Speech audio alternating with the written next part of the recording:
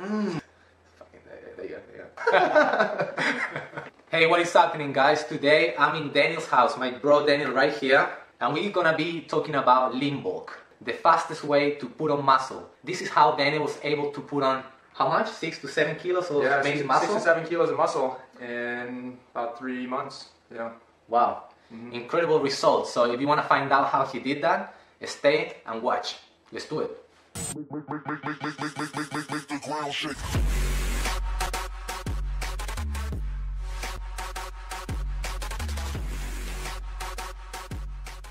Okay, first it's important to clarify what bulk is and when it is used. So basically bulk refers to be eating above your TDE, your maintenance level. So you want to do this mainly when you want to build more muscle, when you want to get bigger. The difference between lean bulking and going through a normal process of bulking that most people do is that lean bulk requires you to eat mainly clean sources of food, clean nutrients. A lot of people tend to do a dirty bulk, which is pretty much, eating a lot of food above their TDE with no counting macros, with no counting nutrients, maybe no idea with what really they're eating. That's right. When I did my first few bulks, that's what I did. I just knew, okay, I need to eat a lot of food. So I didn't even care about macros. I was just like, eat whatever I can. Anything high calorie, fat, carbs didn't matter. So, and as a result, I never really got the results that I wanted.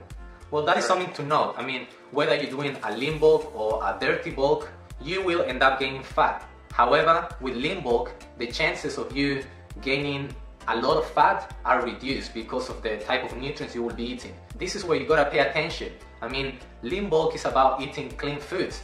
And if you do what we're gonna tell you today, you're gonna get amazing results. Just like Daniel. Take a look at the screen, how Daniel used to look before starting the lean bulk. And you can see how he's looking right now. Alright, so what is the first thing that you gotta do to start your lean bulk? You gotta find out what your maintenance level is. So find out your TDE, the amount of calories that you need to eat to maintain your current condition, your current weight. Now, you want to start eating above that TDE to start, doing a proper lean bulk. Start slow. You don't wanna bulk with so many calories more above your maintenance level at the very beginning. Like, say, if you're eating 2,000 calories right now and you decided to do a lean bulk, you don't want to go ahead and start eating 3,000 calories. That's like 1,000 calories difference, and it's a huge gap between the two. So what you want to do is start slowly. With Daniel, we started with 300 calories above his maintenance level. So you were eating at the very beginning 3,600 calories, and then we increased to 39. Yeah, and then 42, and then 45. And then at one point, just to speed things up, because I kind of hit a plateau, for about 2 weeks, that's when we did the jump up to 5,000. Keep it slow, don't go crazy, be patient. You gotta earn those calories. You gotta work hard and earn those calories. Don't think that just by eating a lot of food at once, that's gonna make you grow. Okay, you may grow, but you may not grow muscle, okay? You're gonna grow a lot of fat if you just, jump up to ridiculous amount of calories at once.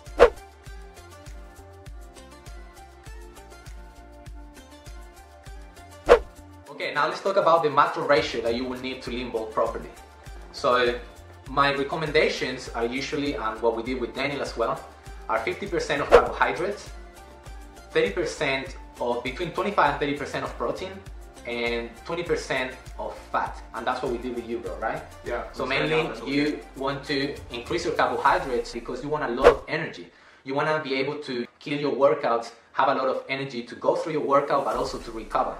In terms of protein, why is it only 25 to 30%? Because you're gonna be eating above your TDE, so your body really has a lot of nutrients and energy and doesn't need to break down that many amino acids because of this reason. When you're cutting, you will need a lot of more protein because you're in a hypocaloric state, so your body tends to break down a lot of muscle. That's why you need a lot of protein. But in this case, again, we're eating a lot of calories, so we don't need that much protein. And with your fat intake, you wanna keep it at around 20%.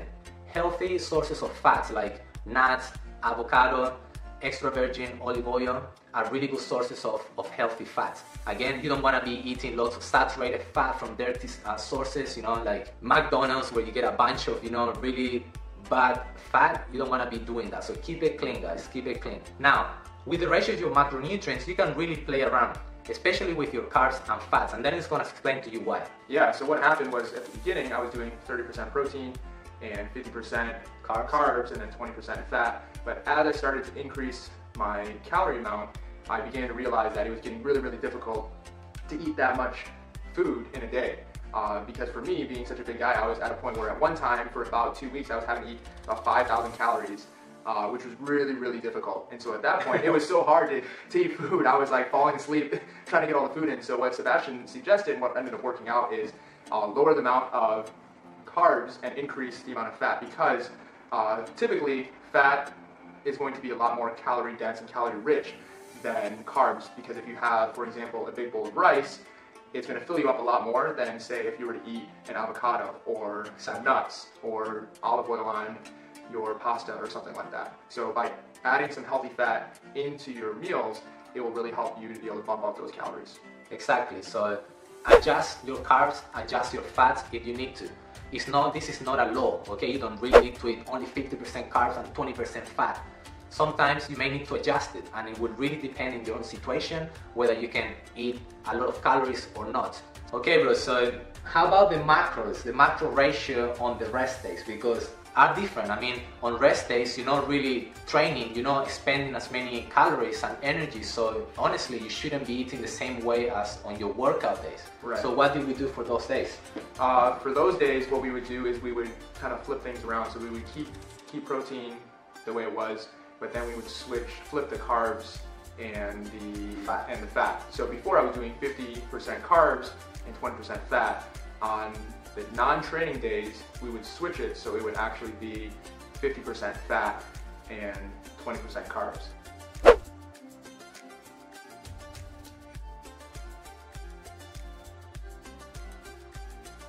Okay, so those are basically the basics for your lean bulk in terms of nutrition. But how about training? How should you approach your training during this process? What do we do, bro, with you? For training, we really focused on hypertrophy work. And this was actually really new to me because being an athlete growing up, my main focus in training was always on strength. And so for strength, my coaches, like my athletic coaches, would always have me do lower reps and not too many sets, because it was always focused on the strength and also the explosiveness. Like 4 to 5 reps sort of thing? And yeah, typically 4 to 6, maybe sometimes 6 to 8, but never anything above 10. Yeah, and so when I first started training with Sebastian, he had me doing 12 to 15 reps. I'm like, what the hell is this? Like, I've never done anything like this before. Like, this is so weird. But believe it or not, it really worked. It was crazy because I actually made the most amount of gains out of this whole lean bulk process within the first month, because my body wasn't used to training like that. And so when I started training like that, I had huge dramatic gains as a result. And with the weight, we didn't go like crazy heavy, just enough weight that would challenge him. And also we added a lot of, supersets, right, drop sets sort of things. So, he will go to, say, a chest workout, and I will have him doing chest press, 12 to 15 reps, and then going straight to tricep dips to failure, right? And that would be one set, and after that, he will be able to rest. Right. So it was a lot of work, a lot of volume, because like I said, he was eating a lot of calories, and now he really needed to use them up. And that is basically, in my opinion, one of the best ways to do it, with a lot of volume work that really puts more focus on increasing muscle mass. Alright, now how about cardio? Should you do cardio when lean bulking? I think you should. However, not too much. Again, you're lean bulking. You're not trying to burn fat here, okay? You're trying to put on muscle. But why do you want to do cardio? Because you still want to keep, your aerobic condition. You don't want to be out of breath and not being able to, do any cardio at all. So you really want to keep, some sessions now and then just to get used to when you start cutting, when you start, eating below your TD and trying to burn fat. Cardio, probably just once to twice a week, no more than that. Okay, so after this long talk about lean bulk, what should you take home? A few main points. Okay, first, you want to really treat your bulk like cutting. You want to be disciplined. You want to really count your macros and everything like that, just like Daniel did.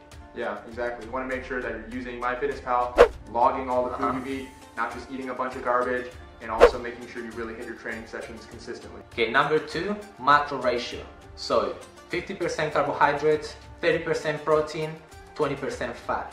And again, if you want to play with your carbs and fats, you're really welcome to, just to suit your own personal situation. That's more than okay. All right, number 3, training. Really want to focus on hypertrophy and getting in a lot of volume, because you want to use up that calorie surplus that you're putting your body into. Number 4, guys, do some cardio.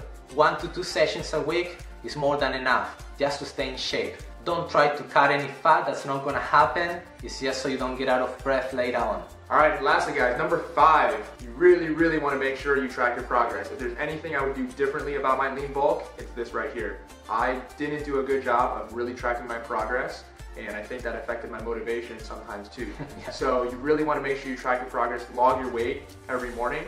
You're going to notice the weight jump up and down, but you really want to see take that average week by week, and you'll slowly and surely start to notice your gains. And also, make sure you're taking pictures and measurements too. Alright guys, so that's it for today. But before we go, I wanted to let you know that I wrote a